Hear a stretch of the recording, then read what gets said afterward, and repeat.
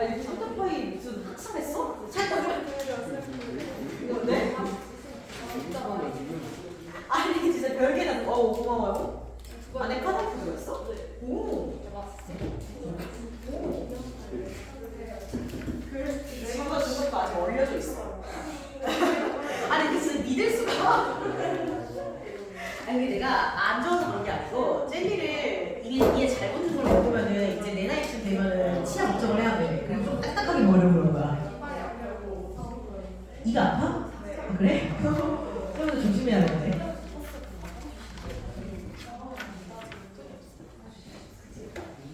자, 이 세 개 좀 펴주세요, 여러분. 체크세요, 책. 오늘 이거 작품이 좀 길어가지고 오래 걸립니다. 그리고 막 그렇게 재밌진 않아. 안타깝게도. 나는 이거 우리 겨울학기 때 했던 게 기억이 났으면 참 좋을 텐데 기억하는 사람이 많이 없을 것 같기도 하고. 우리 이거 근데 굉장히 길게 한번 봤었어요. 그래서 이거 말고 뒤에 나오는 만복사 전통이랑 운영전 전부 다 한 번씩 제가 언급은 했던 작품인데 기억이 안 나면 다시 알아가시면 됩니다. 자, 갑시다. 이 생리정전 볼 건데요. 우리 일단 보기 전에 작가에 대해서 좀 알아보고 들어갑시다. 자, 김시습 어떤 사람에게 학교에서 나갔니 이거? 그래, 어떤 사람이기? 어떤 사람이게? 고개를 왜 접어? 어떤 사람이게? 얘들아, 우리 지난주에 윤동주 하니까 바로 일차적이 나왔는데 왜 갑자기 여기 침묵이 나오고 있는 거야? 어떤 사람이게? 안 배웠어요. 안 배웠다고? 네. 아, 멍치마 안 배웠다며. 야, 이름이 있을 때 안 가리겠죠? 그쵸? 또? 어느 시대게? 그래, 조선시대. 언제? 어느 언제? 조선 뭐라고? 조선 전기? 조선 전기, 그래. 뭐라고?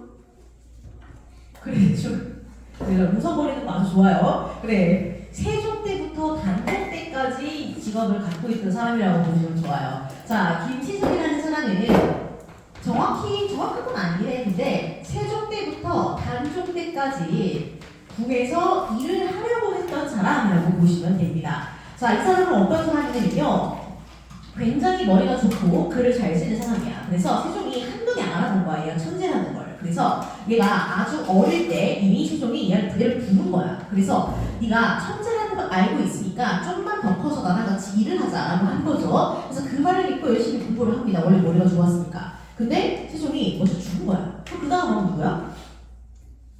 그렇죠, 그렇죠. 자, 문종이죠. 그 다음 왕도 굉장히 빨리 죽었잖아, 그렇지? 그 다음 왕은 누구야? 단종이죠, 그렇죠. 그래서 그렇게 세종 이후로 문종, 단종을 거쳐가지고 왕이 너무 빨리 사라진 거야. 근데 이 사람은 어쨌든 기본적으로 조선시대의 출신이잖아. 그렇기 때문에 한 사람의 임금만 섬기겠다는 마음가짐을 가지고 있어. 그래서 정당하게 왕위를 물려받는 문종, 단종, 당연히 섬기는 거 맞아. 그렇지만 누군 안 돼? 세종은 안 돼, 그치? 그래서 이 사람은 단종 때까지 계속해서 관직에서 일을 하다가 세종 때, 즉 개유정난 때 반발을 한 거예요. 개유정난 때 관직을 내려놓습니다. 왜? 조카의 왕위를 빼앗고 폐위한 삼촌을 이해할 수가 없다는 거야. 그래서 굉장히 세조에게 화를 내고요, 세조를 비판하는 사람이 됩니다. 그래서 그때부터는 이제 나는 나의 머리라든가 아니면 능력 같은 거를 이 왕을 위해 절대 쓰지 않겠다, 이런 마음가짐으로 관직을 버리고 산속을 떠돌아다닙니다. 그래서 유랑을 하게 돼요. 세조를 비롯해서 이후에 혼자 유랑하는, 떠돌아다니는, 방랑하는 삶을 살게 되고요, 중의 차림죄로 떠돌아다녀요. 그러면서 쓰게 된 작품이 금오신화인 거예요. 그래서 이 시기에 금오신화라는 작품을 쓰게 될 건데 이것도 굉장히 심상치가 않습니다. 일단 금오신화는 우리나라 최초의 한문 소설이에요. 그러니까 사실은 국문서는 나중에 나오잖아. 그러니까 그때 당시에 있던 문자로 쓴 가장 첫 번째 형태의 소설이라고 보시면 되는 거야. 그래서 최초의 한문 소설인 금오신화를 쓰게 돼. 사실상 이 사람이 한문 소설을 만든 거나 다름이 없는 거죠. 자, 그럼 이 금오신화는 어떤 내용이냐? 말 그대로 이 사람이 산속에 숨어가지고 쓴 여러 가지 단편집들을 엮은 거라 생각을 하시면 돼요. 한문 소설집인 거죠. 그래서 공통적인 특징이 몇 가지가 있습니다. 기본적으로 이 시대 세조를 비판 비판하던 시대, 왜냐면 이 사람은 세육신이에요. 세육신이기 때문에 본인의 그런 사회의 비판 의지를 담고 이야기를 했었다고 보시면 돼. 그래서 당연히 사회를 비판하고자 하는 마인드 많이 들어가 있다고 보시면 되고요. 그래서 부정적인, 사회를 좀 부정적으로 바라보는, 즉 비극적 결말로 이어지는 작품들이 꽤 많다고 보시면 될 것 같습니다. 자, 그리고 이 작품은 특이하게도 우리나라가 배경이에요. 지금은 우리나라의 문학이 우리나라를 배경으로 하는 걸 당연한 거잖아, 그치? 근데 이때는 그 당연한 게 아니야. 이 전까지 소설은 전부 다 중국이 배경이었고 중국 사람들이 등장인물이었어. 근데 김시슬의 그곳이라는 우리나라를 배경으로 해서 우리나라 사람들을 등장시킨 거야. 알겠죠? 우리나라 사람을 등장시킨다. 그래서 굉장히 특이한 지점이라고 보시면 돼요. 그래서 이걸 통해서 이 사람은 기본적으로 자주성이 강한 사람이라고도 볼 수 있는 거야. 굳이 중국을 언급하지 않고 우리나라를 배경으로 우리나라의 이야기를 썼다는 것 자체가 이미 충분히 그런 자주성을 보여주는 예시라고 생각을 하시면 되겠죠. 자, 그 밖에도 기본적으로 얘는 신화라는 이름을 가지고 있죠. 전기적인 요소가 많이 들어갈 수밖에 없어요. 비현실적이라는 뜻이야. 그래서 전기적 요소, 비현실적 요소가 많이 들어간다라는 것도 알고 계시면 좋습니다. 아시겠죠? 그래서 대충 뭐가 나오냐? 귀신이 보통 나와요. 귀신이 나오거나 아니면 용왕이 나오거나 이런 식으로 뭔가 현실에 존재하지 않는 인물을 데리고 와서 현실의 사람들과 관계를 맺을 수 있게끔 만드는 형식의 글이 많습니다. 다만 확실하게 하고자 하는 것은 이승과 저승 사이의 그런 경계라고 보시면 돼요. 그래서 아무리 귀신과 잘 지내도 영원히 귀신과 살 수는 없는 거야. 그래서 그런 식으로 이승과 저승 사이의 경계를 굉장히 명확하게 구분하는 사람이라고도 이해를 해보시면 될 것 같습니다. 자, 그래서 우리 작품으로 한번 들어가 볼 건데요. 이 작품 역시 여기에 해당하는 작품이라고 보시면 되고요. 그렇기 때문에 이러한 특징들을 공통적으로 가지고 들어갑니다. 그래서 역시나 사회를 비판하는 요소 들어갈 거고요. 한문으로 쓰였을 거고 우리나라를 배경으로 우리나라 사람들을 등장시킬 겁니다. 그리고 전기적인 요소 당연히 등장할 수밖에 없다는 걸 기억하시면 돼요. 그래서 이 작품은 김시슬의 작품 중에 가장 많이 교과서에 실린 작품이고요. 이것보다 훨씬 더 한 옛날에는 이것보다는 조금 더 쉬운 만복사 적품이 더 많이 실렸어요. 그게 여러분 교과서 뒤에 나와 있습니다. 근데 이제는 이게 조금 더 어렵거든요. 이게 훨씬 더 많이 실려요. 그래서 우리가 조금 더 자세히 볼 필요가 있다는 거. 자, 일단은 우리 들어가기 전에 특징 딱 4가지만 정리하고 들어갈게요. 이 작품을 볼 때 여러분들이 주의해야 하는 것이 딱 4가지가 있습니다.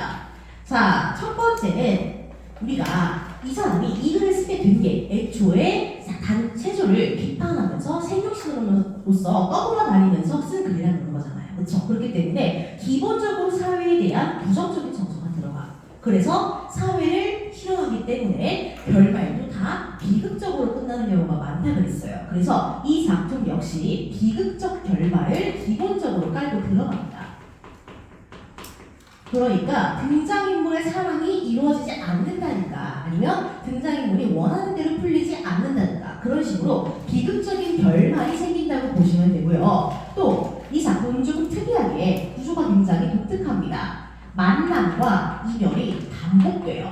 몇 번 반복되냐? 만남과 이별이 3번 반복됩니다. 그래서 이 만남과 이별의 구조가 반복되면서 인물 사이의 관계가 그만큼 긴밀하게 변해요. 그렇기 때문에 더욱더 마지막에 오는 비극적인 결말이 더 비극적으로 느껴질 수밖에 없는 거야. 헤어질 수 없는 것처럼 느껴지니까요.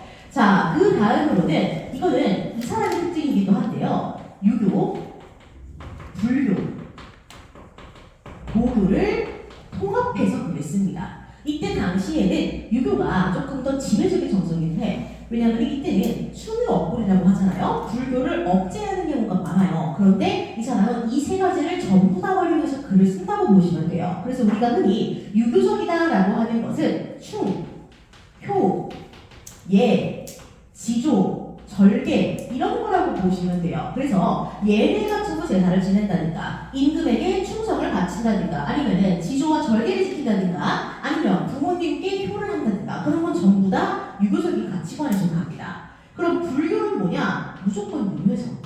다시 태어나는 거. 아니면은 전생, 현생, 내생과 같은 3세의 인연 이건 다 불교입니다. 이 전생을 언급하는 만나는 순간부터 무조건 불교가 되는 거예요. 자, 그럼 도교는 뭐냐? 도교는 신성, 선녀가 나오면은 도교입니다.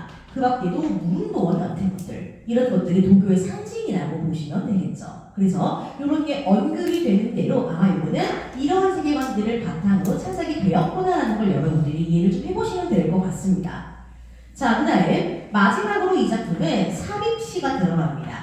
시가 중간에 끼어들어. 근데 우리가 알다시피 시는 원래 애초에 갈래가 다르죠. 얘는 서사갈래인데 얘는 서정갈래잖아. 원래 해당되지 않는 갈래가 중간에 끼어들므로써 뭔가 변화가 많이 생깁니다. 그래서 우리 이따가 그 효과를 조금 더 긴밀하게 파악을 해볼 거예요.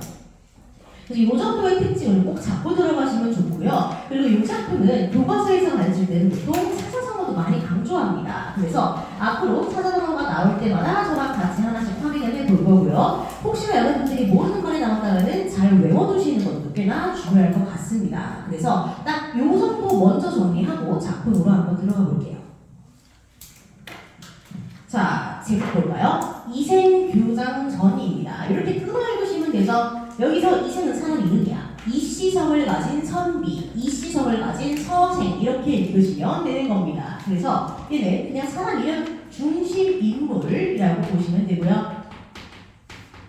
규장, 이때 규는 엿본다는 뜻이에요. 뭘? 담장을 엿본 이야기라고 보시면 되는 겁니다. 즉, 이생이라는 등장인물이 담장을 엿보면서 일어나게 된 여러 가지 일들을 쭉 나열해서 만들어지는 이야기라고 보시면 되겠죠. 그래서 어쨌든 이 모든 이야기의 출발은 얘가 담을 엿본 것부터 시작되겠구나 라는 걸 짐작하고 보시면 조금 더 쉽게 이해할 수 있을 겁니다. 자, 그래서 작품으로 한번 들어가 볼 건데요. 필요한 것들 한번 체크해 보시면서 같이 봅시다. 자, 첫 줄부터 봅시다. 우리 원래 대부분의 소설들은 앞부분에 줄거리가 언급이 되고 그 다음에 위기, 절정, 결말이 본문으로 나옵니다. 근데 이번에 개정이 되면서 이생들은 다 바뀌었어요. 이번에는 오히려 발단 부분을 원문으로 제시하고요. 그리고 우리 전개랑 위기 부분을 중략 부분의 줄거리로 바꿨습니다. 그래서 여러분들이 보게 될 부분은 발단과 절정과 결말 부분이에요. 그래서 발단 부분을 통해서 여러분들이 구성의 3요소, 인물, 사건, 배경을 뽑아내는 연습을 조금 해보시면 좋을 것 같기는 해요. 그래서 한번 같이 읽어봅시다. 연습하는 느낌으로. 자, 첫 줄부터 볼게요. 송도에 이시성을 가진 선생이 낙타교 옆에 살고 있었다. 자, 송도 내부회화되죠. 공간적 배경입니다. 어디에? 지금 송도는 인천에 있잖아요. 이때 송도는 개성만 익히는 거야. 고려의 수도죠. 그래서 개성을 송도라고 부르는 건 고려시대의 일이기 때문에 이 작품의 시간적 배경이 고려시대구나라는 것도 짐작을 해볼 수 있는 겁니다.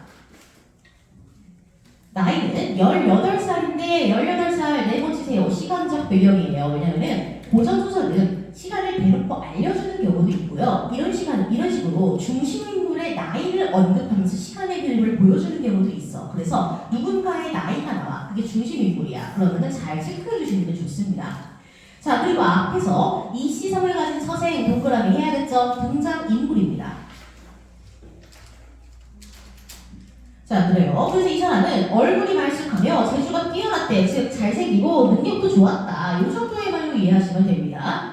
자, 일찍부터 국학에 다녔는데 국학은 국립대학, 지금으로 치면 서울대 같은 거라고 생각하시면 돼요. 그래서 어린 나이에 서울대에 입학했다. 그리고 길을 가면서도 글을 읽었대요. 자, 길을 가면서 글을 읽었대. 이걸 통해 알 수 있는 경우는 뭐야? 뭐겠어? 성실하고 공부 열심히 하는 사람이겠지, 그렇지? 그러면은 이거는 이 선생의, 이시성을 간 선생의 이 사람의 성격을 직접적으로 언급한 거니? 아니죠. 이 사람의 행동을 묘사함으로써 성격을 간접적으로 제시한 거야. 그래서 요거는 간접 제시라고 보시면 되고요. 행동 묘사를 통한 간접 제시라고 생각하시면 됩니다. 그 다음 그 당시에 선중리 귀족집에 최씨 처녀가 살고 있었대. 최씨 처녀 동그라미 누가 봐도 여자 주인공. 나이는 16살쯤이었는데 맵시가 아리답고 자수에 능하며 시구에도 뛰어났다. 즉 예쁘고 능력 좋았다. 이런 뜻이에요. 세상 사람들은 이런 기술들을 칭찬했대. 풍류제자 이수제야. 자, 이수제가 누구야? 이 선생을 가리키는 말일 거야. 이생이죠. 반달 같은 최처녀야. 이게 아까 최시처녀를 가리키는 말이지. 너희 재주와 너희 얼굴을 한 번 보면 배부르다. 즉 너희 얼굴만 봐도 배부르다. 너희 재주만 봐도 배부르다. 즉 굉장히 뛰어난 인물, 뛰어난 실력을 가지고 있는 사람들이다 라는 걸 알 수 있죠. 그래서 요걸 통해서 우리는 이 두 사람이 제자가인형 인물이라는 걸 알 수 있어요. 자, 제자가인이라는 게 뭐냐? 재주가 뛰어나고 아름다운 사람이라는 뜻이에요. 알겠죠? 재주가 좋고 아름다운 사람, 요 정도로 기억하시면 됩니다. 보통 고전소설의 주인공들은 이런 형태를 많이 띕니다. 잘생기고 예쁘고 능력이 좋아요. 자, 이 선생은 일찍부터 책을 끼고 학교에 갈 때는 언제나 최여인의 집 앞을 지나다녔는데 이건 일부러 그런 건 아니야. 그냥 가는 길에 있었던 거야, 그 집이. 그 집의 북쪽단 밖에는 수십 그루의 수양거들이 운치 있게 둘러싸고 있었대. 집이 대체 얼마나 크면 다윗 북쪽단도 있고요. 버드나무가 수십 그루나 된대요. 그러니까 얘네 집은 뭐야? 귀족인데다가 엄청나게 잘 사는 집인 거예요, 전에 집이. 이 선생은 어느 날 그 나무 밑에 쉬다가 문득 다환을 엿봤대. 이게 뭐야? 이생이 규장한 거잖아. 제목의 사건이죠. 이름 있는 온갖 꽃들은 활짝 피어있고 벌과 새들이 그 사이를 요란하게 날고 있었대. 계절 언제야? 봄이겠지. 그치? 봄은 어떤 계절? 모든 게 시작되는 계절이고 당연히 사랑이 싹트는 계절이기도 해. 그럼 뭘 알 수 있어? 둘이 조만간 사랑에 빠지겠구나 라는 걸 알 수 있는 거예요.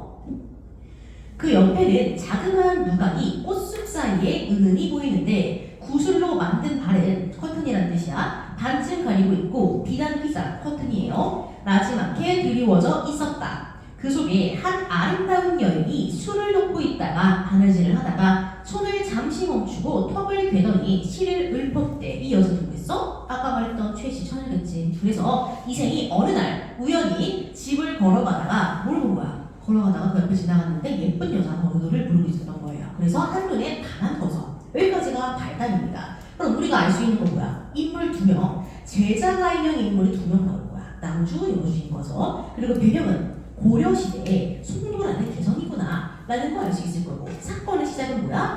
이생이 담을 엿봐서 둘이 만나게 된 거구나 라는 것까지 잡고 들어갈 수 있으시면 됩니다. 자, 그 다음에 중량 부분의 줄거리 갈게요. 여기가 전개교통 위기까지의 내용입니다. 자, 잘 한번 체크해 볼게요. 이 선생과 최여인은 서로 시를 주고받으며 깊은 사랑에 빠진대요. 하지만 둘의 사랑을 눈치챈 이 선생의 아버지가 이 선생을 꾸짖으며 그를 집 앞으로 내려보냈대. 왜 혼났게? 왜 혼났을 것 같아? 왜 것 같아? 왜까? 생각을 해볼까요? 왜 혼났을까? 공부해야 돼서. 그치? 얘가 대학생인데 공부를 안 하는 거야. 그래서 공부해야 되는데 공부하는 거 연애하니까 아빠가 화가 난 거야. 맞아요. 그것도 맞아. 그것도 있고 또 아까 뭐라고 했어? 얘네 집 엄청 부자라고 했잖아. 여자네 집이. 근데 중요한 건 얘네 집은 부자가 아니야. 남자네 집은 부자도 아니고 귀족도 아닌 거야. 그래서 너무 집안 차이가 많이 나니까 아버지가 부끄러운 거야. 그래서 네가 어떻게 감히 귀족집 딸을 탐내냐 이러면서 혼낸 거예요. 그쵸? 차이가 나니까. 그래서 이 개를 유배를 보냅니다. 자, 그래서 이 소식을 들은 최여인이 병이 났대. 보나마나 상사병이겠죠. 그래서 최여인의 엄마 아빠가 막 얘기를 하는 거야. 왜 그러냐? 물어봤더니 최여인이 사실은 내가 좋아하는 사람이 있는데 걔를 못 보게 되고 너무 힘들다 이랬던 거죠. 그랬더니 그 엄마 아빠가 뭐라 그래? 그럼 어쩔 수 없지. 결혼해라 하고 보내는 거야. 그리고 최여인의 부모는 이 선생과 혼인할 수 있게 해달라는 최여인의 간곡한 청. 결국에는 대놓고 결혼을 요청하는 거는 최씨야 이승이야? 최씨야. 여자가 요청을 한 거야. 그래서 두 사람을 부부로 맺어주기 위해 노력해요. 그 결국 결혼을 하게 되는 거죠. 그럼 여기서 적극적인 건 여자야, 남자야?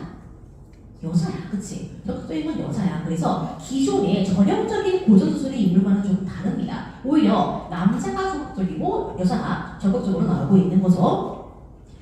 그러나 신축년의 신축년, 네, 쳐야겠죠. 연도 나왔습니다. 중국의 홍건적이 침범하고 홍건적 동그라미 이건 실존 인물이고요. 실제로 고려 공민왕 때 있었던 일입니다. 이 선생은 가족과 함께 궁벽한 산골에 숨어 있다가 도적에게 들키는 거야. 그래서 칼을 빼들고 쫓아온 도적을 피해 이 선생은 겨우 달아나 목숨을 보존하지만 최여인은 붙잡혀 결국 혼자 튄 거예요. 최여인은 정조를 지키기 위해 도적을 꾸짖다가 도적 손에 죽었다는 거야. 그럼 목숨이 중요한 중요한 거야? 정조가 중요한 거야?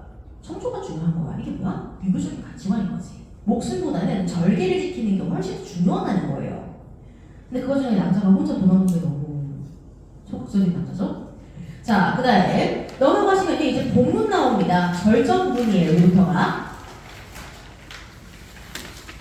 한편 이소생은 황폐한 들에 숨어서 목숨을 보존하다가 도적의 무리, 다른 말로 하면 홍건적의 무리죠. 떠났다는 소식을 듣고 부모님이 살던 옛집을 찾아가 봤대. 근데 이미 집은 다 타버렸고 없대요. 이번에는 처가에 가본 거야. 아내네 집에 가봤더니 행랑채는 쓸쓸하고 집안에는 쥐들이 우글거리고 새들만 뒤적대. 그럼 사람은 있어 없어? 사람 없어. 동물 있어 없어? 동물은 있잖아. 그치? 인간과 자연이 대조되는 게 보이죠? 인간은 없는데 자연물은 가득해. 그래서 인간과 자연을 대조해서 더욱더 비참한 심정을 강조하고 있는 겁니다. 그는 슬픔을 견디다 못해 작은 누각에 올라가. 이 누각은 보나마나 얘네가 처음 만났던 곳이겠죠. 눈물을 거들고 길게 한숨을 쉬면서 말이 저물도록 앉아서 지난날의 즐겁던 일들을 생각해보니 한바탕의 꿈만 같았다는 거야. 그러니까 내가 실제로 그걸 경험했는지도 알 수 없었대. 너무 즐거웠던 게 가짜 같았던 거죠. 그래서 이걸 우리가 한자성어로 일장춘몽이라고 합니다. 그 즐거웠던 기억이 전부 꿈과 같았다라고 이해하시면 돼요. 자, 다른 말로는 남가 일몽이라는 말도 씁니다.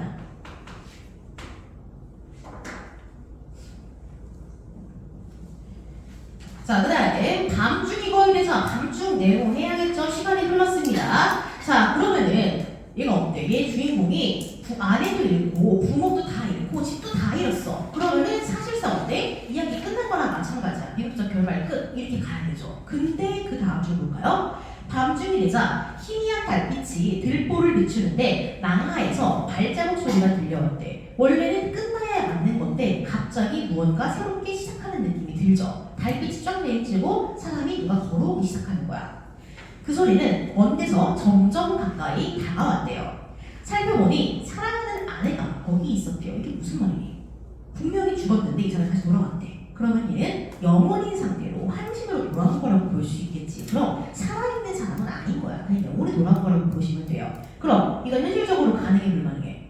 불가능하지. 이게 바로 비현실적, 전기적인 요소라고 보시면 되는 거야. 이 선생은 그녀가 이미 이승에 없는 사람이라는 건 알고 있어. 이성적으로는 알고 있는 거야. 머리는 알아. 그렇지만 너무나도 사랑하는 마음에 반가움이 앞서서 의심도 하지 않고 말을 했대. 그러니까 이성적으로는 이게 불가능하다는 걸 알아. 그렇지만 감정이 앞서가지고 이성을 억누른 거야. 그럼 언젠가 현실을 자각하게 되면 더 큰 비극이 오겠다는 걸 우리가 예측을 해볼 수가 있겠죠. 그렇죠? 그래서 비극적인 결말을 예측할 수 있는 부분입니다. 여기가. 모르고 그런 게 아니고 알고도 그런 거니까. 부인은 어디로 피난하여 목숨을 보존하였어. 이 죽은 거 알면서도 물어보는 거야. 여인은 이 선생의 손을 잡고 한바탕 통곡하더니 곧 사정을 쭉 얘기했대. 그럼 뭔 얘기하겠니? 얘가 겪었던 일들을 한 번에 쭉 얘기를 하겠죠. 그러면은 길게 얘기하는 게 아니고 본인이 겪은 거를 요약해서 얘기하겠지. 그럼 그 밑에 나오는 긴 대사는 전부 요약적, 압축적 제시일 수밖에 없는 겁니다. 한번 볼게요. 저는 본디 양반 가문의 딸로서 어릴 때부터 가정의 교훈을 받아 자수와 바느질에 힘을 썼고 시와 글씨, 예법을 배웠으므로 규종, 여자가 거처하는 집이란 뜻이야. 법도만 알았을 뿐 어찌 집 밖의 일을 알았겠습니까? 자, 여기까지가 이생을 만나기 전 최여인의 삶이었던 거야. 그걸 요약적으로 얘기한 거예요. 그죠? 늘 집 밖에만 있었다. 그러나 낭군께서 붉은 찰국꽃이 피어있는 담안을 엿보게 되자 이게 뭐야? 첫 번째 만남이잖아. 그죠? 저는 스스로 몸을 바쳤으며 꽃 앞에서 한 번 웃고 나도 평생의 가약을 맺었대. 그러니까 우리 꼭 결혼하자 이랬다는 거죠. 이게 첫 번째 만남이야. 그치? 그 다음 휘장 속에서 거듭 만났대. 다시 만났다는 거죠. 결혼 얘기하는 거야. 이게 두 번째 만남이야. 정이 100년이 넘쳤대. 그럼 여기는 뭘 얘기하는 거야? 얘네의 만남을 지금 요약적으로 얘기하는 거야. 첫 번째, 두 번째 만남을 모두 얘기하고 있잖아요. 그죠? 사세가, 일의 형세가, 일이 이렇게 되자 슬픔과 부끄러움을 견딜 수가 없었대. 슬픔과 부끄러움 밑줄해야겠죠? 당시 최여인의 감정을 직접적으로 드러낸 거야. 장차 100년을 함께 함께 하려고 했대. 한자로 말하면 뭐야? 백년해로 부부의 정을 얘기하는 거야. 그렇지? 그래서 우리는 원래는 백년해로 하려고 했던 사이거야. 부부니까요. 그런데 홍건적의 난 때문에 우리는 결국 그게 어렵게 된 거잖아. 두 번째 일을 하게 된 거잖아요. 어찌 횡액을 만나 재앙이라는 뜻이야. 그치? 그럼 이건 뭘 가리키는 거야? 홍건적의 난을 가리키는 거예요.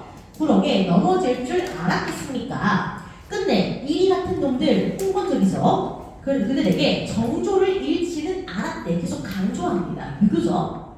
몸뚱이는 진흙탕에서 찢김을 당하는 거란데 즉 자기는 죽었다는 거야. 그렇지? 그러니까 정조가 목숨보다 훨씬 중요하다는 유교적인 가치관을 계속해서 강조하고 있는 거예요. 그죠?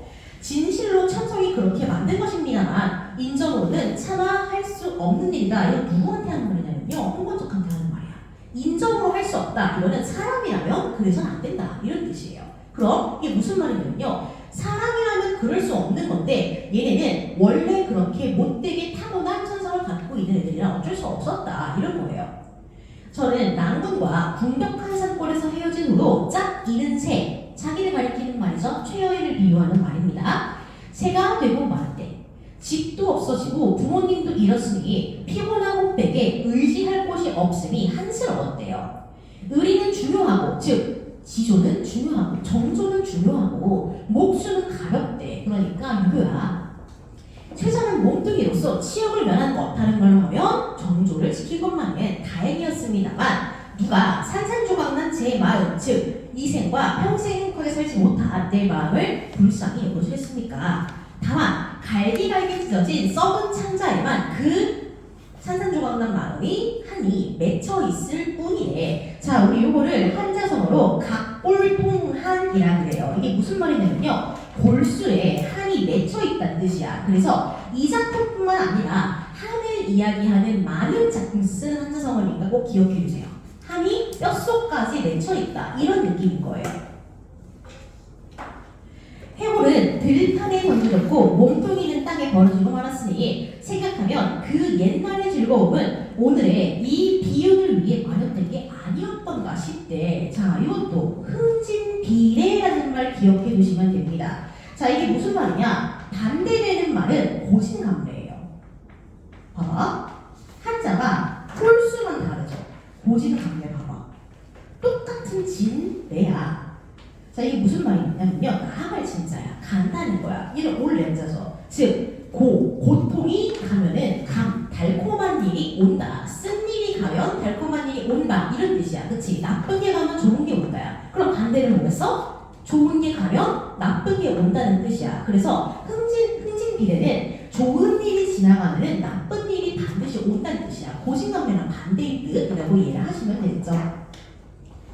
자, 그 다음. 그러나 이제 봄바람이 왔대요. 자, 봄바람 긍정이야 부정이야? 무조건 긍정적인 일이지. 뭔가 또 새롭게 시작해 볼 수 있는 거야. 봄바람이 깊은 골짜기에 불어와 제 환심이 이승에 돌아왔대. 내 영혼이 돌아온 거야. 그치? 이거 전기적 요소서 현실에서 불가능합니다. 비현실적 요소고요. 이를 통해서 얘네가 마지막으로 다시 한번 만나게 된 거야. 낭군과 저와는 3세의 깊은 인연. 자, 밑줄칩니다. 3세의 깊은 인연. 자, 요거 불교입니다. 왜? 3세라는 거는 전세, 현세, 예세를 가리키는 말이야. 그러니까 내가 지금 살기 이전의 삶, 지금의 삶, 그리고 죽고 나서 그 이후의 삶, 이 세 가지를 가리키는 거야. 전생, 현생, 예세를 가리키는 거기 때문에 불교의 윤회사상이라고 보시면 돼요. 알겠죠? 오랫동안 뵙지 못한 적을 이제 되살려서 결코 옛날의 맹세를 무슨 맹세? 백년해로 하자는 맹세를 저버리지 않겠습니다. 낭군께서 지금도 3세의 인연을 알아주신다면 나도 너를 끝까지 모실까 한데요. 허락하겠습니까? 라고 물어보는 거죠. 그럼 이쌤이 뭐라 그래요? 내가 하고 싶은 말이 그거다. 이렇게 얘기하겠죠. 그리고 즐겁게 얘기를 했대요. 이윽고 이야기가 가산, 집안의 재산에 미치자 여자가 말했대. 이 여자 원래 부잣집이었잖아. 그쵸? 조금도 잃지 않고 잘 묻어놨대요. 좋은 일이죠. 우리 도시 부모님의 몸은 어디에 있어? 하는 수 없이 어쩔 수 없이 그냥 어디에 잘 벌어놨다는 거예요. 그래서 얘기가 끝나고 같이 사니까 참 즐거웠다라고 얘기를 하네요. 자, 이튿날 내로 쳐야겠죠. 시간이 흘렀습니다. 여인은 이 선생과 함께 가서 재물을 매장한 곳을 찾았던 거야. 갔더니 역시나 금은과 재물이 다 있었대요. 그들은 두 집 부모의 해고를 거두고 금은과 재물을 팔아 각각 오관천 기슭에 합장하고는, 합장은 손을 모으는 게 아니라 여기서는 같이 장사를 짓는 뜻이에요. 같이 무덤을 만들고 장사, 제사를 지내는 뜻입니다. 나무를 세우고 제사를 지내 모든 예를 다 갖췄대. 유교적 부모가 죽고 나서도 이렇게 예를 갖춰가지고 모든 걸 다 해야 되는 게 유교적인 특징입니다. 그 후 이서세는 벼슬을 구하지 않았대. 얘 원래 뭐였는데? 얘 직업 뭐야? 원래 국학에 다닌 학생이었잖아. 그거 목적이 뭐야? 관직에 진출해서 고위공무원 되는 게 목적이잖아. 근데 그 모든 것들을 다 버리고 그냥 관직, 부귀영화 다 포기하고 이 여자랑 붙어 살고 있는 거야. 그러니까 이 사람은 부귀공명보다 사랑이 훨씬 더 중요한 사람인 거예요. 굉장히 순해서 순해. 아내와 함께 살게 되니 피난 갔던 노복들도 노비들도 찾아왔대요. 이서생은 이로부터 인간의 모든 일을 완전히 잊고 친척과 손님의 기용사까지도 찾아가지 않았대. 그러니까 오직 집 안에만 갇혀서 여자랑만 있었던 거야. 그래서 문을 닫고 나가지 않았대요. 자, 요걸 한자성어로 하면은 두문분출이라고 해요. 문을 닫아요. 두문, 그리고 불출, 나가지 않습니다. 집에서 열심히 아내와 함께 시를 지으면서 살고 있었던 거야. 그렇게 즐겁게 세월을 쭉 보냅니다. 여기까지가 절정이에요. 자, 이제 결말 갑니다. 어느덧 몇 해가 지난 어느 날, 자, 몇 해가 지난 네모 쳐야겠죠. 시간이 많이 흘렀어. 이제 슬슬 결말을 향해 가는 거야. 어느 날 저녁에 여인은 이 선생님에게 말했대요. 우리가 3번이나 가야를 얹었어. 첫 번째는 뭐야? 이생 규장에서 만났고요. 두 번째는 우리 결혼했고요. 세 번째는 내가 죽었지만 환시일지 다시 만났어. 그쵸? 그렇지만 세상 일은 뜻대로 되지 않아. 비극을 예측하는 거예요. 즐거움이 닿기 전에 이별이 왔대요. 즉 우리 이제 헤어져야 한다. 이런 얘기입니다. 그리고 막 물었대. 이서세는 깜짝 놀라면서 물었대요. 왜 그런 말을 하냐? 왜 이렇게 대답했대요? 저승길은 피할 수가 없습니다. 별표입니다. 즉 뭐예요? 산사람과 귀신은 영원히 함께할 수가 없다는 가치관인 거죠. 이건 다른 작가의 가치관이에요. 작가의 죽음관입니다. 이승과 저승은 경계가 명확한 거야. 넘어갈 수가 없는 거예요. 하느님께서 저와 낭군의 연분이 끊어지지 않았고 또 전 세계에 아무런 죄악이 없었기 때문에 너를 잠깐 보게 해준 거다. 그럼 나름대로 뭐야? 얘가 환신한 마땅한 이유가 있는 거야. 그렇지? 그래서 우연히 그렇게 된 게 아니고 다 이유가 있기 때문에 개연성을 부여하는 파트라고 보시면 돼요. 그냥 운 좋게 우연히 환신했다. 이게 아니고요. 다 나름의 이유가 있었던 거야. 개연성을 부여하는 파트죠. 그러나 오랫동안 인간 세상에 머물러 있으면서 산 사람을 유혹할 수는 없대. 이건 잘못된 거라는 거죠. 자, 그 다음 봅시다. 거의 다 왔습니다. 하더니 시비에게 명하여 술을 올리게 하고는 옥루 중국에 맞추어 대충 비트를 깔았다는 소리입니다. 노래를 지어 부르며 이생에게 술을 권합니다. 자, 그래서 노래가 쭉 나올 겁니다. 굉장히 중요합니다. 중간에 노래 끼워드린 거. 이게 3시예요. 자, 노래 한번 쭉 보자. 도적대 밀려와서 처참한 싸움 덜고 홍건적에 난 가리키는 거죠. 몰죽음 당하니 원앙도 짝을 잃었대. 원앙이 뭐야? 부부의 금수를 상징하는 거잖아. 그치? 즉 부부가 짝을 잃었다는 거야. 이서생과 최여인을 가리키는 거죠. 여기저기 흩어진 애골 그 누가 묻어주니 피투성이 이호는 하소연할 것도 없대요. 이거 자기 얘기였죠. 슬프다. 이네 몸은 무산문녀 될 수 없고 자 무산문녀 체크합니다. 이거 중국 고사예요. 고사를 이용한 거야. 이게 무슨 말이냐면요. 옛날에 중국 초나라에 어떤 왕이 있었어. 근데 그 왕이 잠자다가 꿈속에서 엄청 예쁜 여자를 만난 거야. 그래서 너무 즐거운 시간을 보내. 그러다가 딱 꿈에서 깨야 되니까 깨야 되잖아. 그치? 너무 아쉬운 거야. 그래서 물어봐 그 여자한테. 우리가 언제 다시 만날 수 있냐고 물어봐요. 근데 그 선녀가 딱 한마디를 합니다. 내가 구름이 되고 비가 내린다고 한마디를 해요. 항상 당신을 있겠다는 의미죠. 그래서 이거 같은 경우에는 무산선녀가 될 수 없다는 거야. 즉 어느 상황이든 네 옆에 있겠다라는 게 무산선녀고요. 그게 될 수 없다는 건 네 옆에 이제 있을 수가 없다는 뜻이에요. 그쵸? 영원한 이별을 말하는 거야. 이거는 우리는 만날 수 없다는 뜻이야. 이제 깨진 거울 갈라지니 마음만 쓰라리래요. 그쵸? 다시 헤어져야 한다는 뜻이에요. 이로부터 작별하면 둘이 모두 아득하네. 즉 이제 지금 헤어지면 다시 만나기가 어렵다는 거예요. 저승과 이승 사이 소식조차 막히리라. 그게 그 이유죠. 저승과 이승은 그 경계가 명확하기 때문에 죽은 사람과 산 사람은 만날 수가 없다는 게 이유인 거야.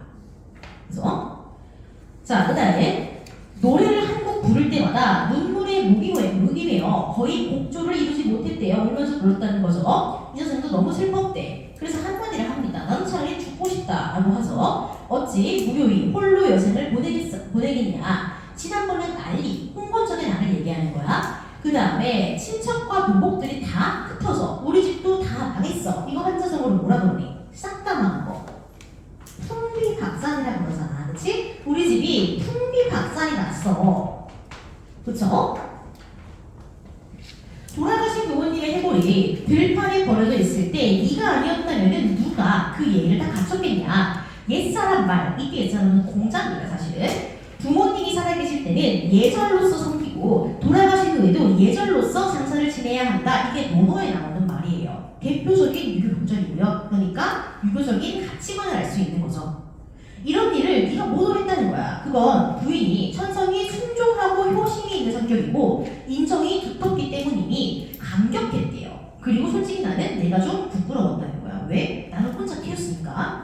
부인은 이승에서 함께 오래 살다가 100년 후에 같이 죽자라고 제안을 합니다. 여자가 한마디 하죠. 너는 아직 살이 남아있대요. 그렇지만 나는 이미 저승의 명부에 이미 죽은 사람으로 이름이 실려있어서 오래 있을 수가 없대. 만약 굳이 내가 인간이 그리워서 미련을 갖는다면 법을 위반하는 거고, 그렇게 되면 그 위반한 죄가 나에게만 영향을 주는 게 아니라 너한테까지 영향이 갈 거다. 즉, 나 때문에 네가 피해를 볼 수 있다. 이렇게 얘기하는 거죠. 다만 저의 유골이 아직 그때 죽었던 그곳에 흩어져 있으니 만약 은혜를 베풀어 주시겠다면 유골을 거두어 비바람을 맞지 않게 해달래요. 즉, 장례를 치러달라. 이게 마지막 부탁인 거예요. 그리고 두 사람은 서로 바라보며 눈물을 흘렸고요. 여인이 갑니다. 말을 마치자 점점 사라졌대요. 영혼이니까 종적을 감추었대요. 이 선생은 그대로 해골을 거두어서 장사를 지내서 장례를 치러줬습니다. 그 후 이생은 아내를 너무 생각한 나머지 병이 났대요. 상사병이죠. 그리고 두 사람 안에 죽었대. 비극적인 결말입니다. 이거 죽었어요. 순입니다. 순해. 이 사실을 들은 사람들은 모두 슬퍼하고 탄식하면서 그들의 절개를 사모하지 않는 사람이 없었대. 그래서 이생과 최여인의 이야기 연계다가 또 다시 이걸 들은 다른 사람들의 이야기를 덧붙인 거야. 그러면서 이 사람들의 절개라는 주제를 굉장히 강조하고 있다는 걸 확인해 보시면 되겠죠. 그래서 내용은 딱 요 정도만 볼 거고요. 우리 쉬었다가 내용 한번 간단하게 정리하고 학습활동 본 후에 연관되어 있는 작품 2개 간단하게 요약해 봅시다. 쉬세요. 45분에 봅시다.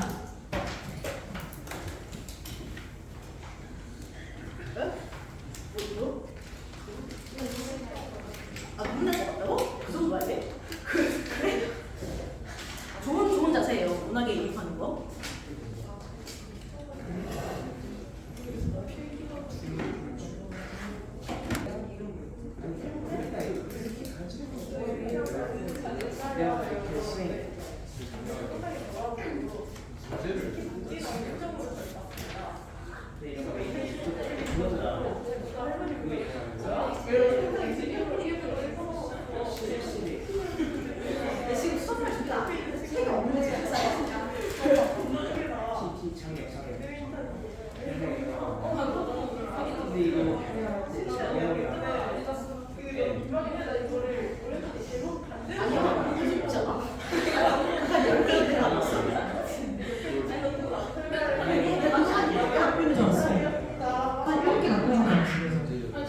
약간 사고처럼 본인은 모르니까. 아, 그치? 그러니까 나도 항상 네 익숙해서 그런 건가, 나는 그냥?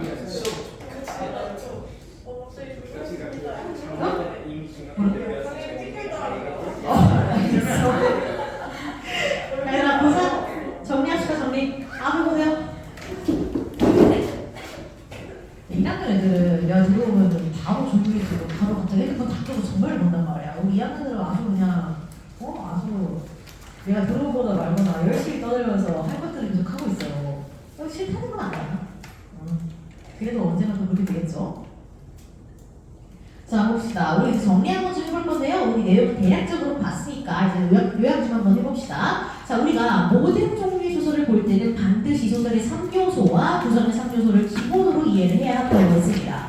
소설의 3요소 소설의 3요소 뭐야?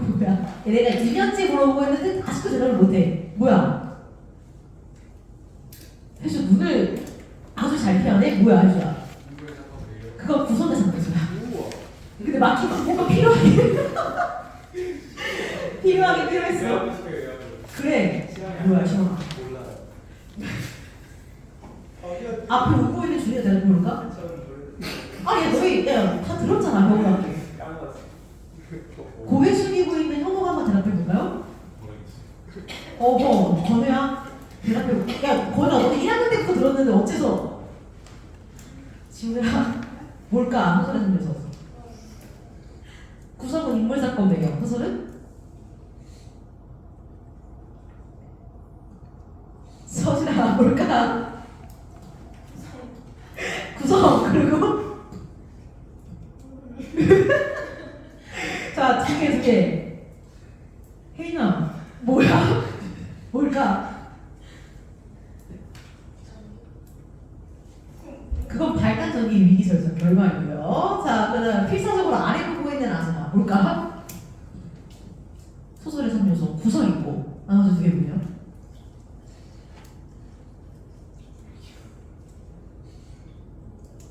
현수야 뭘까?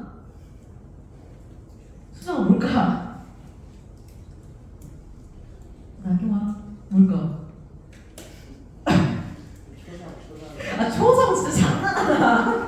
마지막 보아야 뭘까? 아 얘들아 우리 2년째 하고 있는데 자 첫 번째로 제일 중요한 건 지읒으로 시작해요. 뭘까? 주제. 오. 그리고 아까 구성이 나왔었죠. 그래서 정말 구성의 3요소 우리 3가지 봤습니다. 인물 봤고요. 그 다음 사건 봤었죠. 그 다음 마지막으로 배경 보시면 됩니다. 그리고 마지막 하나 남은 건 뭔가? 소설의 3요소 이음 시작해. 치음. 맞아요. 문체. 오. 다들 뭔가 알고는 있구나. 떠오르지 않을 뿐이지. 좋아요. 자, 그래서 이렇게 요 틀을 가지고 기본적으로 우리는 모든 문학 소설을 이해를 할 겁니다. 자, 역시 맞히기 제일 쉬운 거는 인물, 사건, 배경이죠. 인물 누구 있어요? 뭐? 남주, 여주 있겠지. 그치? 이 서생이 있었고요. 그 다음 이 짝꿍인 최씨 여인이 있었고 그리고 각각의 부모들이 있었고요. 그 밖에 둘을 이별하게, 두 번째 이별하게 만든 홍건적도 있었죠. 그쵸? 요 정도의 인물들을 일단은 좀 이해를 해주시면 될 것 같습니다. 이 중에서 중심인물은 이렇게 둘 들어가겠죠? 중심인물. 자, 그럼 중심인물의 내면을 누가 얘기하고 있니? 여기서는 작품 아니야, 밖이야. 나, 우리라는 말 나와 안 나와? 소설자에서 안 나오죠? 작품 밖 소설자예요. 그래서 작품 밖 서술자가 인물의 내면을 서술하고 있구나 라고 보시면 되겠죠. 우리 이거 간단하게 전지적 작가 시점이라고 부르잖아요. 대부분의 고전소설은 전지적 작가 시점을 쓴다고 했어. 99%가 그렇습니다. 그 1% 남은 걸 이따가 배울 거예요. 그래서 이렇게 좀 정리를 해둘 거고요. 우리가 보통 인물을 볼 때 이런 식으로 시점까지 한 번에 정리하면 좋습니다. 그 다음 인물을 보면서 사건도 같이 정리하면 좋겠죠. 왜? 사건이라는 거는 결국 갈등으로 이어지는 거기 때문에 내적 갈등, 외적 갈등 다 포함돼요. 내적 갈등은 마음속에 조금이라도 세모가 있으면 내적 갈등, 외적은 인물과 인물 사이의 갈등 또는 인물과 사회 사이의 갈등 또는 인물과 자연 또는 인물과 운명 사이의 갈등이라고 했잖아요. 그렇죠? 그래서 인물들을 보면서 얘네가 어떤 것들과 갈등을 하는지 파악해보는 게 우리가 사건을 파악할 수 있는 기본적인 요소라고 보시면 됩니다. 자, 여기 사건은 총 3가지가 나오죠. 왜? 만남과 이별이 3번 나오니까 그런 거야. 이게 다 하나하나의 사건이에요. 자, 첫 번째 만남과 첫 번째 이별부터 한번 볼게요. 이게 첫 번째 사건이야. 자, 첫 번째 만남은 어떻게 하니? 이생이 주장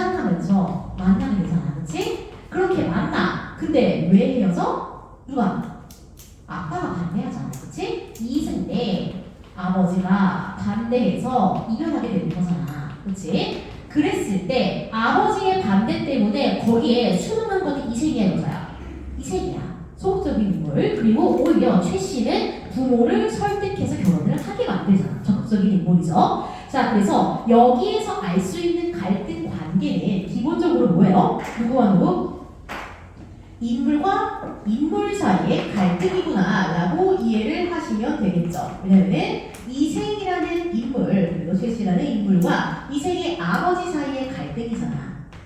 그렇죠? 그래서 인물과 인물 사이의 갈등이 먼저입니다. 그 갈등으로 우리는 첫 번째 이별을 확인할 수 있는 거죠. 자, 그 다음에 두 번째 만남, 두 번째 이별로 갑니다. 자, 요 갈등이 극복되면서 두 번째 만남이 성사가 되죠. 이게 바로 혼인이었잖아. 그치? 그래서 두 번째 만남을 결혼에 성공하면서부터 이루어지게 돼요. 이게 성공했다는 거는 요거를 극복했다는 뜻이야. 그쵸? 그래서 만남, 다시 이별이 또 나타나게 돼요. 이번 이별은 어떻게 할 수 있는 게 아니야. 왜냐면은 홍건적의 난 때문에 일어났잖아. 그쵸? 그래서 이거는 어떻게 보면요. 홍건적이라는 인물, 홍건적들이라는 인물과 인물 사이의 갈등이기도 하면서 전쟁이라는 사회상과의 갈등이기도 해요. 그쵸? 그래서 인물과 인물 혹은 인물과 사회의 갈등이다라고도 볼 수 있는 겁니다. 알겠죠? 자, 그 다음에 세 번째 만남은 이 사회와의 갈등을 극복했다고 보긴 좀 애매하긴 하지만 어쨌든 죽음을 이겨냄으로써 가능해집니다. 그쵸? 전쟁으로 인한 이별을 극복했어. 어떤 형태로? 부활했잖아. 그쵸? 자, 그래서 얘는 환신, 최여인의 환신으로서 만남이 다시 지속됩니다. 그렇지만 이 만남도 영원하지 않았었죠. 자, 세 번째 이별은 뭐야? 이승과 저승 사이의 경계. 그쵸? 이승과 저승 사이의 단절. 경계 때문에 결국 이별을 하게 되는 거고요. 이 이별은 최종 이별이죠. 그쵸? 이 이후에 언제 만날 거라는 기약이 없게 됩니다. 그쵸? 자, 그래서 보시면요. 이거는 인물과 죽음이라는 운명, 저승의 명무라는 운명 사이의 갈등이라고도 볼 수 있는 거예요. 그렇지? 결국에는 이 운명을 받아들임으로써 비극적 결말로 마무리가 되는 작품이었던 거죠. 아시겠죠? 자, 그래서 이렇게 내용 좀 간단하게 정리를 해보시면 좋을 것 같은데요. 지금 요 세 번의 만남과 이별은 여기까지는 현실적이야. 심지어 홍건적이라는 실존 인물을 데려와가지고 진짜로 사실적으로 이야기를 하고 있는 거야. 그런데 세 번째 만남과 이별부터는 어때? 현실에서는 불가능한 이야기야. 그래서 여기서부터는 여기 넘어오는 과정에서는 비현실적, 전기적 요소가 개입하고 있다라고 볼 수가 있겠죠. 그렇게 해서라도 좀 긴밀한 만남, 이 둘 사이에 어떻게든 만나려고자 하는 그 의지를 부각시키고 싶었던 거예요. 알겠죠? 자, 그 다음에 배경으로 가볼게요. 배경은 늘 두 가지 뭐라고 했습니다. 시간적 배경과 공간적 배경이에요. 우리 이거 아까 홍건적이 나온 걸로 보니까 고려시대 공민학대라 그랬죠? 그리고 공간은 언제야? 고려시대의 당시 수도였던 개성, 송도였다고 이야기했죠. 그래서 이렇게 좀 정리를 해보시면 될 것 같습니다. 그럼 주제는 뭐겠어? 세 번의 만남과 이별에도 불구하고 영원한 사랑, 뭐 그런 거겠죠, 주제는. 그쵸? 이 정도 좀 확인을 해보시면 되지 않을까 싶어요, 내용상으로는. 알겠죠? 그래서 일단은 여기까지 정리를 좀 해봅시다. 자, 그래서 이렇게 하면 우리가 2번 체크한 거고요. 1번도 한 거나 마찬가지로 같이 했으니까 그럼 나온 건 뭐 있어? 3번은 아까 읽으면서 했고 그럼 4번밖에 안 나왔죠? 이제 삽입시의 효과 한번 확인해 봅시다. 자, 어차피 6월도의 통합은 제가 읽으면서 알려드렸으니까 괜찮을 것 같아요. 그럼 삽입시만 좀 확인을 해봅시다. 자, 정확히 말하자면요. 삽입시라는 거는 결국에는 시예요. 서정갈래가 서사갈래 사이에 끼어들므로써 벌어지는 효과를 우리가 확인만 해보면 되는 거야. 자, 그러면은 서성말레는 애초에 무엇 중심? 정서 중심이야. 그렇기 때문에 서성말레가 끼어들었다는 것은 이 작품 내에서 정서적인 기능을 해보고 싶었다는 의미라고 보시면 돼요. 정서적으로 무언가를 보양하고 싶을 때, 강조하고 싶을 때 사용하는 게 삽입시구나, 서성말레구나 라고 좀 이해를 해보시면 되겠죠. 자, 그러면은 또 애초에 이거는 서정 갈래를 기존에 있던 서사 갈래에 집어넣은 거야. 그러면은 그냥 덩그러니 정서만 있으면 안 돼. 당연히 이야기상으로 스토리가 맞아야 된단 말이야. 그래서 이걸 집어넣음으로써 생기는 서사적인 기능도 당연히 존재해야 하는 거예요. 그래서 이렇게 또 세 가지 한번 같이 볼 겁니다. 그래서 삽입시의 기능은 정서세계, 서사세계로 기억해 두시면 될 것 같아요. 서사관리니까 정서적 기능인 거고요. 애초에 이 작품은 서사관례이기도 하니까 거기에도 기능을 해야겠죠. 그래서 이렇게 좀 정리를 해봅시다. 자, 우리 이 작품에서 삽입시가 나오는 파트는 여자가 떠나기 직전에 노래를 불렀던 파트죠. 그렇기 때문에 그걸 보면서 여러분은 뭘 떠올리면 되냐? 여러분이 드라마를 봐. 드라마를 보는데 이제 그 드라마의 거의 마지막 화면으로 생각하시면 돼. 거기에서 딱 극적인 장면 나올 건데 거기에서 이제 그 노래의 메인 OST가 깔리는 거야. 딱 그런 느낌이라고 보시면 돼요. 자, 그래서 삽입시가 들어감으로써 당연히 생기는 효과는 기본적으로 이 인물들의 정서를 부각할 수밖에 없겠죠. 당연히. 그렇죠? 왜냐하면 이 노래가 깔리면 당연히 분위기가 더 조성이 될 거 아니야. 그러니까 당연히 인물의 정서를 조금 더 강조한다는 기능이 있는 겁니다. 그래서 인물 정서에 전달에 도움을 준다. 이렇게 좀 이해를 해보시면 되겠죠. 그럼 정서가 잘 전달이 돼 나한테, 독자한테. 그럼 독자는 어때? 그만큼 이 작품에 대한 오랜 여운을 가지게 되겠죠. 그래서 독자 입장에서는 정서적인 여운을 오랫동안 가지게 될 겁니다. 그쵸? 자, 그리고 그와 더불어서 또 어떤 효과가 있겠어? 노래가 깔린다는 건 노래가 없을 때보다 훨씬 더 분위기가 잘 살아난다는 뜻이야. 그렇기 때문에 낭만적인 분위기를 조성한다 라고도 이해를 해보시면 될 것 같습니다. 알겠죠? 이게 정서적인 기능이야. 지금으로 치면 뭐 OST를 깔았을 때 기능 이렇게 이해하시면 되겠죠.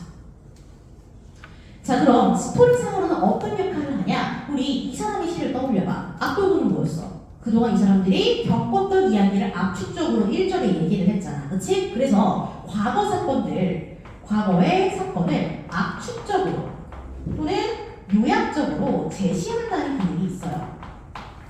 이해할 수 있는 거야. 이 노래만 부르는 얘네가 어떤 일을 겪었는지 다 알 수 있는 거야. 그쵸? 그럼 또 다른 기능은 뭐야? 과거 사건을 요약하고 이 몸은 무사선녀가 될 수 없다며 미래의 일을 암시하는 거죠. 우린 다시 만날 일이 없겠구나라는 걸. 그래서 미래 사건을 암시한다는 특징도 있어요. 그리고 줄글 사이에 서정말레 시를 집어넣음으로써 약간의 단조로움을 탈피하는 기능도 갖고 있는 거죠. 그래서 이 정도 기능 여러분들이 잘 기억해 두시면 될 것 같고요. 이생 규장전의 중요한 특징 중에 하나이기 때문에 꼭 기억하고 계시는 게 좋습니다. 아시겠죠? 자, 그래서 이 정도 좀 정리를 하시고 우리 뒤에 학습 활동 한번 확인합시다. 학습 활동 1, 2, 3 한번 풀어보세요. 4는 안 해도 돼. 1, 2, 3 하고 뒤에 있는 거 한번 같이 봅시다. 작품. 학습 활동 1, 2, 3만 하세요.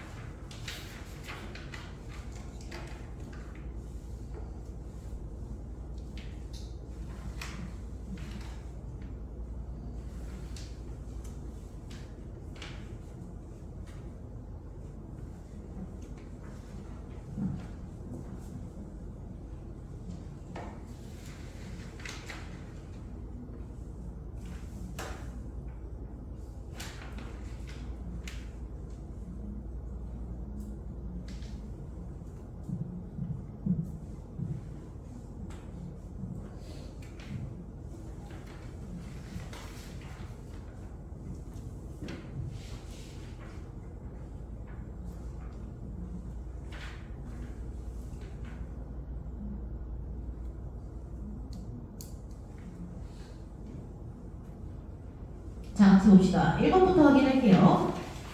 이서생과 최여인의 세 번의 이별 원인, 대응 방식 한번 정리해 봅시다.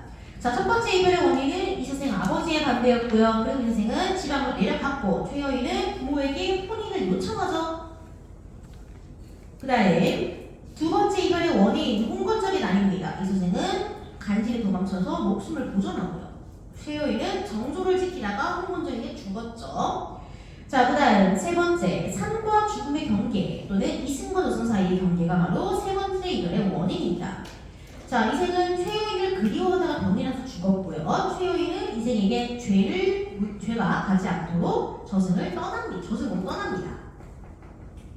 그죠? 자, 그래서 이것들을 바탕으로 성격을 파악해보자면 이서생은 기본적으로 소극적인 사람, 최여인은 적극적인 사람이죠.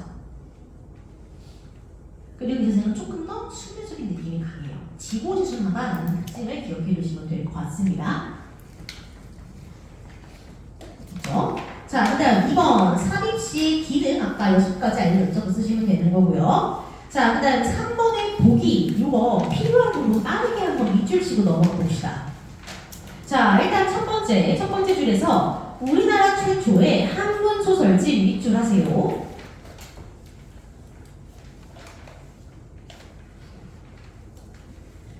자, 그 다음 세 번째 줄 우리나라를 배경, 우리나라 사람을 등장인물. 그 다음 다섯 번째 줄 비현실적인 것, 전기소설.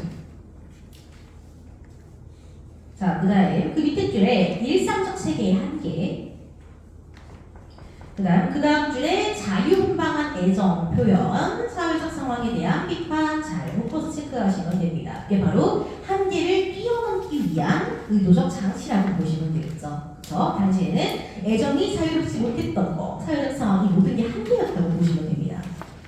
자, 그래서 이 작품의 전개된 요소는 죽은 최여인이 환신으로 나타나는 세 번째 만남부터죠. 자, 그럼 역할은 뭐야? 흥미를 높이고요. 주제를 포괄적으로 표현하고요. 그리고 등장인물의 그런 사랑을 강조한다. 뭐 이런 것들 가능하겠죠. 좋은 말 쓰시면 됩니다.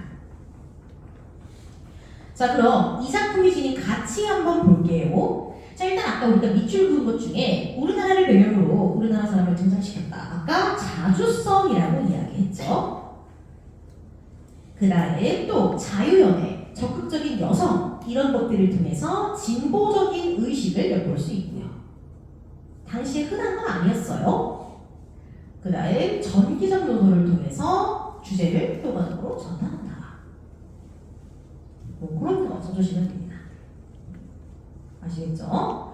자, 그 다음 3번은 여러분이 한번 꾸며서 잘 써보시면 될 것 같고요. 자, 페이지 조금 넘기시면은 같은 사람이 쓴 만복사 저폭이라는 작품 나올 겁니다. 이거 그냥 간단하게 진짜 요약적으로 한번 좀 봅시다. 12페이지예요. 만복사 저폭입니다. 이거 여러분들 배운 적 있어요. 겨울방학에. 이세규장님이랑 같이 묶어서 배웠는데 역시나 기억 안 나죠?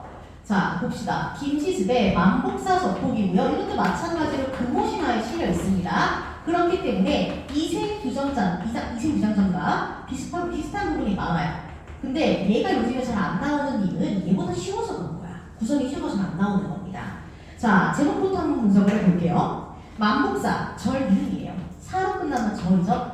만복사라는 절에서 저포, 주사위, 놀이를 한 이야기라고 보시면 되고요. 이때 주사위 놀이는 내기입니다. 자, 내기는 두 사람이 하는 게 내기잖아, 그렇지? 누구랑 누가 내기를 했냐? 주인공이랑 부처님이랑 내기를 한 거야.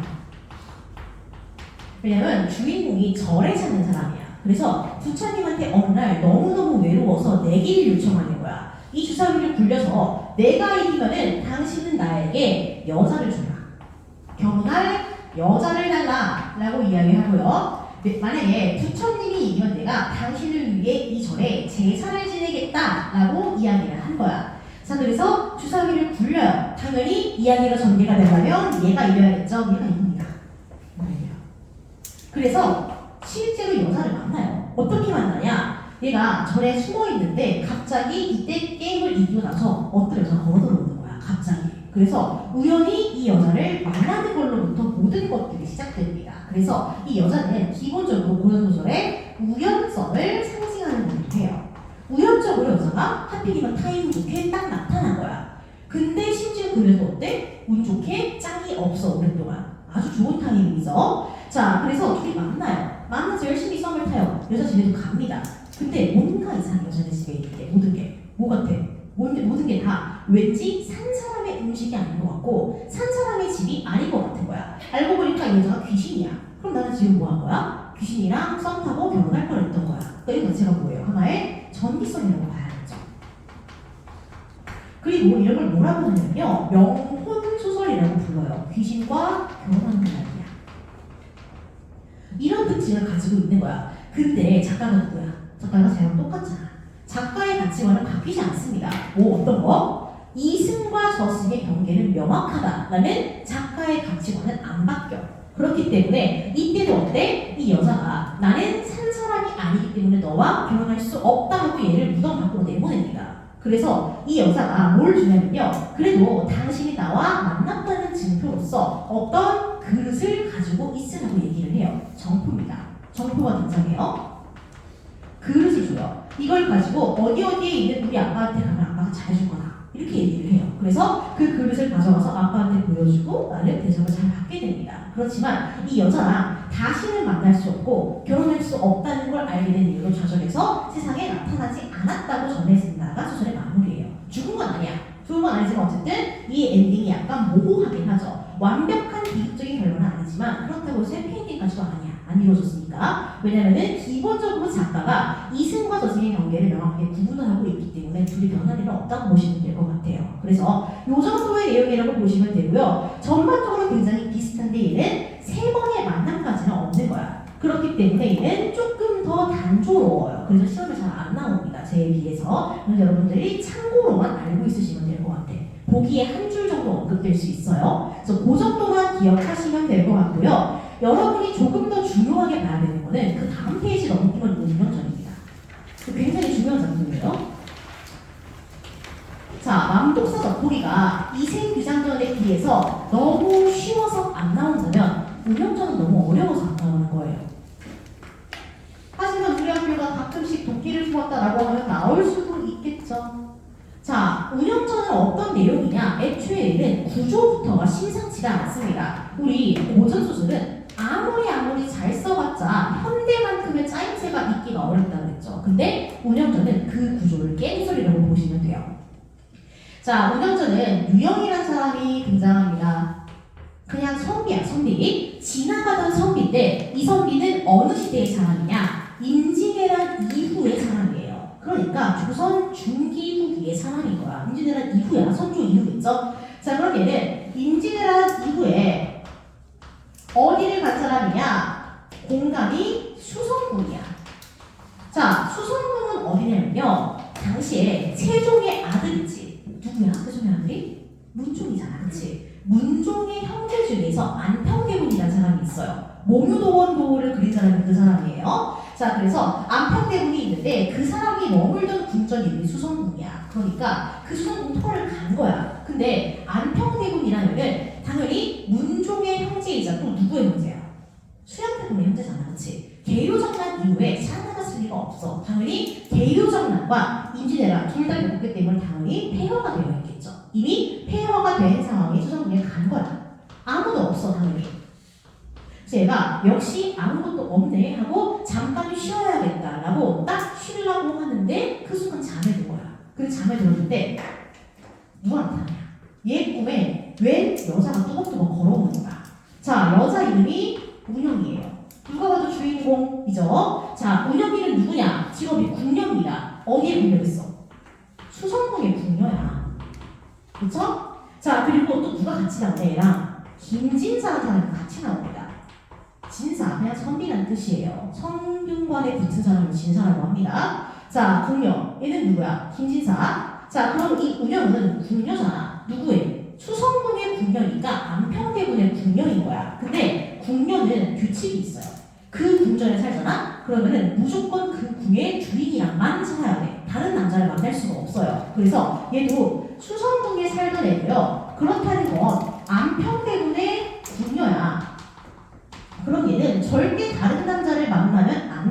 그쵸? 이제는 세속대학 중 안평대로 살아있을 때니까요.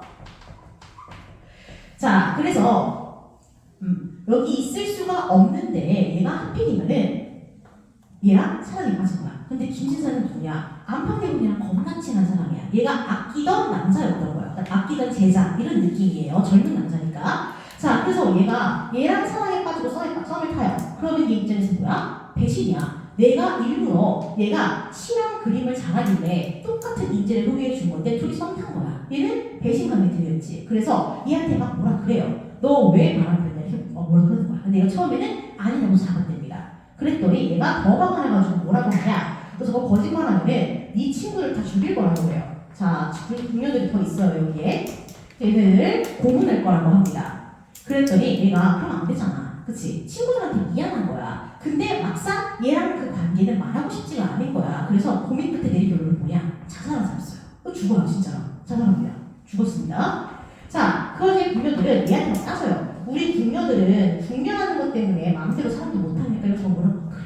여기서 뭘 알 수 있는 거야? 반대에 궁녀들에 대한 권리가 굉장히 중요했다라는 걸 알 수 있는 거고요. 자유연애와 관련된 비판 의식이 들어갔다라는 걸 알 수 있어야 되는 거예요.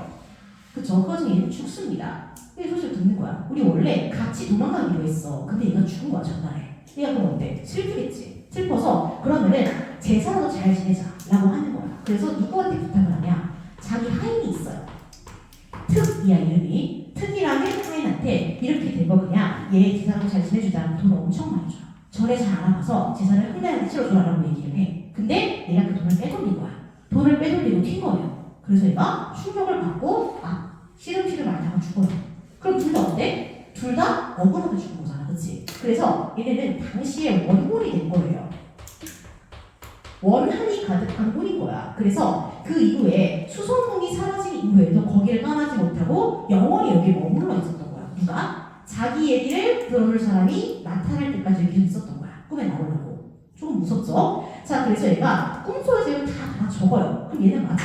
얘는 꿈속으로 들어가서 이 얘기를 들은 거잖아.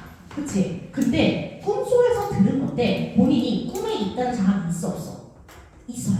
나는 꿈에 있구나. 내가 이걸 다 적어야겠다 라고 자각을 하고 있어. 그렇기 때문에 자각을 하고 있는 꿈이라서 얘는 몽유롭게라고 불립니다. 몽자유랑은 달라요.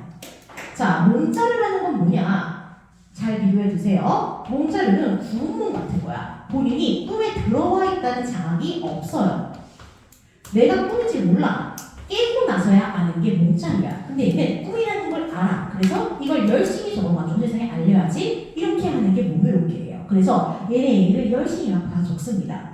그리고 다 적고 나니까 어때? 현타가 온 거야. 이렇게 사는 게 제일 의미가 있을까? 그러면서 갑자기 인생 무상을 느끼면서 그 책을 다 써놓고 어디다가 던져두고 그냥 어디에 막 당당하면서 죽어요. 그게 끝이에요, 얘가. 그래서 이 마지막은 유형을 통해서 인생의 무상감을 가리키고 있다라는 게 이 작품의 결말입니다. 그래서 이 작품 총 3가지를 알고 계시면 돼요. 궁녀들의 권리, 그리고 자유연애, 그리고 인생 무상. 요거를 일단은 내용상으로 알고 있으시면 되고요. 그리고 구조적으로 뭐 알아야겠어? 몽유롭게랑 몽자유를 구분할 줄 알아야겠죠, 그렇죠? 그럼 구분하시면 되는 거고요. 그 다음으로는 봐봐요, 얘들아. 꿈이 안에 내부의 이야기야. 이걸 뭐라 그래? 꿈은 내부의 이야기고 이걸 받아 적는 임진왜란 이후에 내가 따로 있어.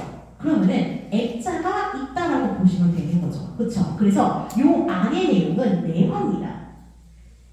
아시겠죠? 이 운영의 이야기는 내화라고 봐야 돼요.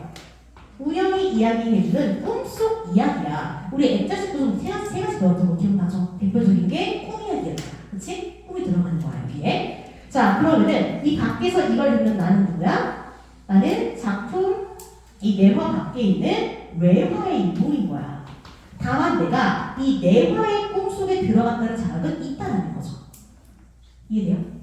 그쵸? 자, 그래서 이거는 액자식 구성을 기본으로 하고 있고요. 이때 내화는 몽유롭게 방식으로 기록이 되고 있다고 보시면 되는 거예요. 그치? 자, 그러면은 이 내화 얘기는 누가 해주는 거야?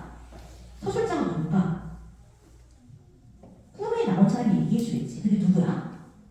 운영일 거 아니야. 아니야, 그렇지? 그래서 이거는요, 아까 말했던 99%는 전부적 작가 시점이지만 1%는 아니라 그랬잖아. 그 1%에 속하는 작품이에요. 내화가 그래서 여기서는 1인칭, 얘의 1인칭으로 들어가요. 자기 얘기잖아, 그렇지? 그래서 1인칭 주인공 시점입니다, 여기가. 여기 특이하죠? 그래서 내화가 운영의 1인칭 주인공 시점으로 들어가요. 벌써 복잡하죠? 그래서 이 작품은 그냥 재미로 읽기에는 너무 어려운 게 많은 작품이야. 그래서 요 정도 특징을 좀 알고 계시는 게 좋아요. 내용도 알고 계시면 좋고요. 이 내용이 내화와 외화로 구분이 되는데 내화는 꿈을 통해서 들어가는 거고 이때 꿈속으로 들어가는 사람은 꿈으로 들어간다는 자각이 있으니까 몸으로게. 그쵸? 그래서 액자식의 몸으로게. 그리고 내화, 꿈 이야기는 주인공이 직접 말해준다. 라는 거. 그래서 1인칭 주인공이 쓰이는 몇 안 되는 작품이다. 그래서 이러한 모든 구조를 통해서 강조하고 싶었던 건 풍조의 권리, 자유연애, 그리고 인생무상 이렇게 세 개였다는 거를 기억해 주시면 되는 겁니다. 그래서 이것만 알고 있어도 앞으로 여러분들이 운영전에 나왔을 때 어려울 거 별로 없을 거예요. 그래서 얘도 엄청난 비극인 거죠. 그래서 조선시대에 대표적인 그런 비극적인 결말 작품을 두 개 고르면은 이거랑 저겁니다. 대표적인 두 개가 제일 많이 나와요. 그래서 잘 한번 좀 비교를 해보시면 될 것 같고요. 자, 그래서 여러분들이 남은 시간 동안 뒤에 문제 좀 풀어볼 건데요. 자, 문제 풀기 전에 뭘 할 거냐면요. 우리 방금 본 12페이지부터 14페이지까지 작품 한번 쭉 읽어볼 겁니다. 자, 그 다음에는 15페이지부터 34페이지까지 푸시면 되겠죠.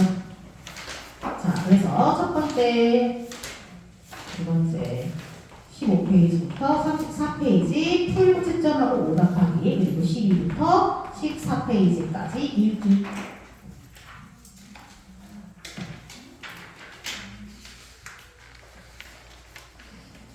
별로 안 어렵습니다, 여러분. 그래서 읽고 뒤에 작품 한번 풀어봅시다. 그리고 숙제 안 한 사람들은 제가 따로 여러분들을 불러야 되니까요. 제가 이따가 1부로 나오시면 됩니다.